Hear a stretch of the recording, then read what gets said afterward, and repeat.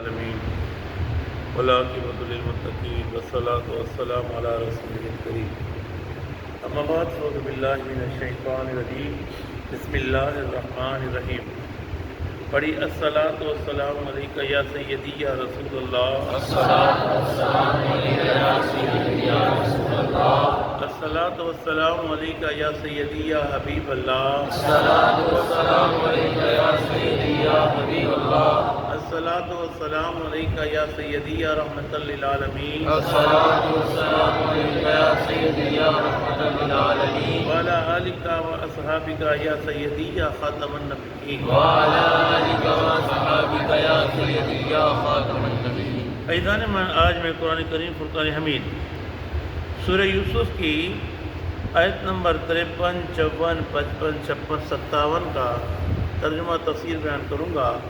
اللہ تعالیٰ مناجین کو صحیح بیان کرنے کی، حق بیان کرنے کی توفیق عطا فرمائے، مجھے اور آپ کو صرف پر قائم دائم رہنے کی توفیق عطا فرمائے۔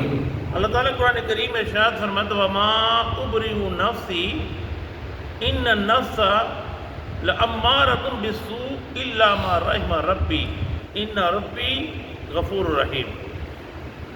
اللہ ارشاد فرماتا ہے وَمَا أُبْرِئُ نَفْسِي، اور میں برات نہیں کرتا اپنے نفس کی۔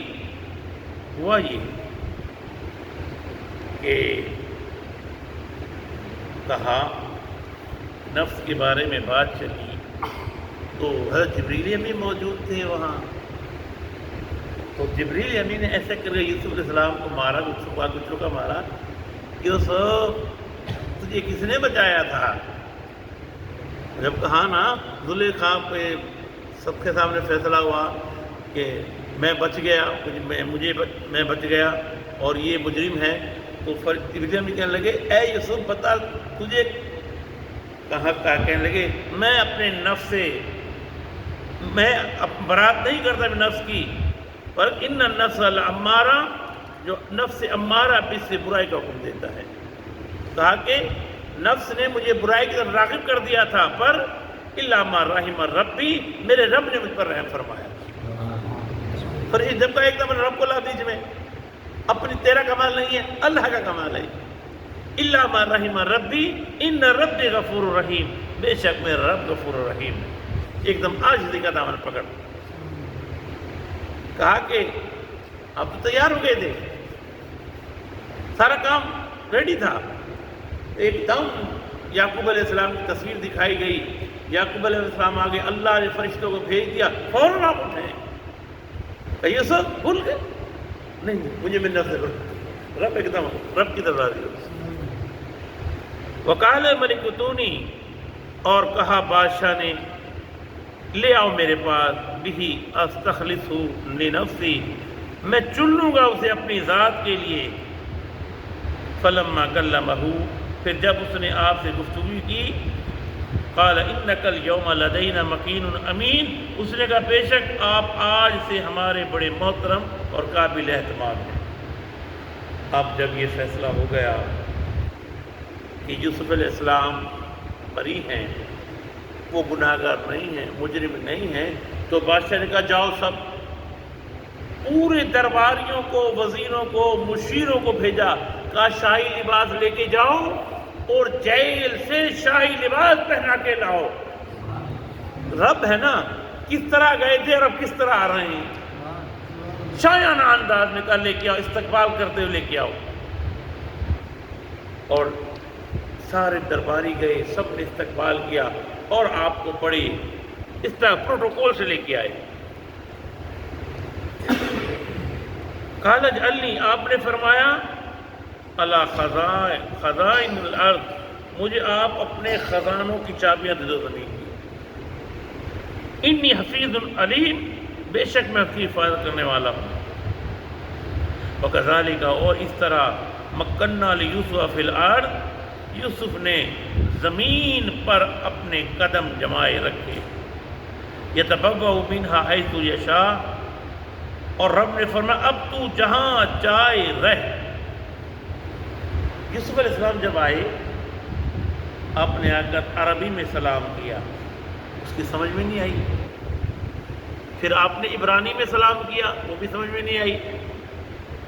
تفسیر میں لکھا ہے آپ 30 زبانیں بولتے تھے. کتنی؟ 30 زبانیں. اب جیل میں کتنا رہے؟ آپ کو جیل میں ڈال دیا. جس وقت جیل سے آپ نکلے اس وقت آپ کی عمر 30 سال تھی. کتنی؟ 30 سال. اندر گئے کتنی عمر تھی؟ 17-18 سال کے نوجوان. 30 سال عمر تھی. اب بتاؤ جیل میں کس نے پڑھایا، کس نے لکھایا، کس نے سکھایا؟ زبانیں کس نے پڑھائی؟ علم کس نے دیا؟ وہ اللہ نے دیا، اللہ نے سکھایا. اللہ جب یوسف کو سکھا سکتا ہے کہ اپنے نبی آخر الزماں کو نہیں دے سکتا ہے؟ سبحان اللہ. ہیں وہ نبی جو کہ تمام نبیوں کا سردار ہے. 30 زبانیں بولتے تھے. آپ نے پھر ان کی زبان میں سلام کیا، اس نے سلام کا جواب دیا.